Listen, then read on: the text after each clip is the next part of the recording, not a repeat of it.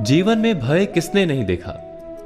मृत्यु का भय, अपनों के चले जाने का भय, असफलता का भय, हिंसा का भय। हम जानते हैं कि इस भय या डर के कारण हमारी मति मारी जाती है, बुद्धि चकरा जाती है, हम उचित निर्णय नहीं कर पाते और अंत में जिस बात का डर होता है हम स्वयं उसे सच कर देते हैं।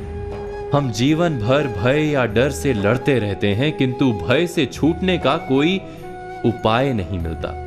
किंतु क्या हमने डर के विषय में विचार किया है?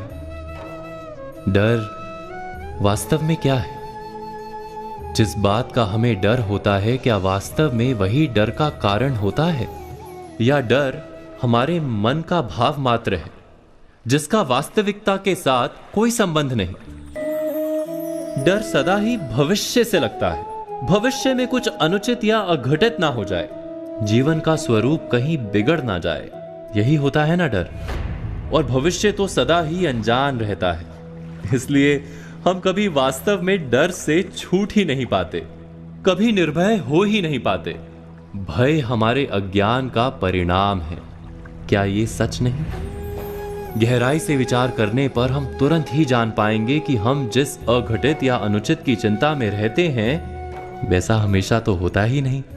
भविष्य का क्रम तो हमारे डर से अनजान अपने मार्ग पर चलता रहता है।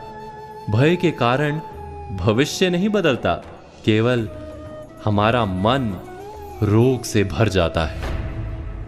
किंतु हमारा मन यदि स्वस्थ रहे, हृदय यदि स्थिर रह पाए, तो हम संकट को पराजित कर सकते हैं और जीने का सुख प्राप्त कर सकते हैं। भयभीत मन सुख मिलने पर भी भोग नहीं सकता।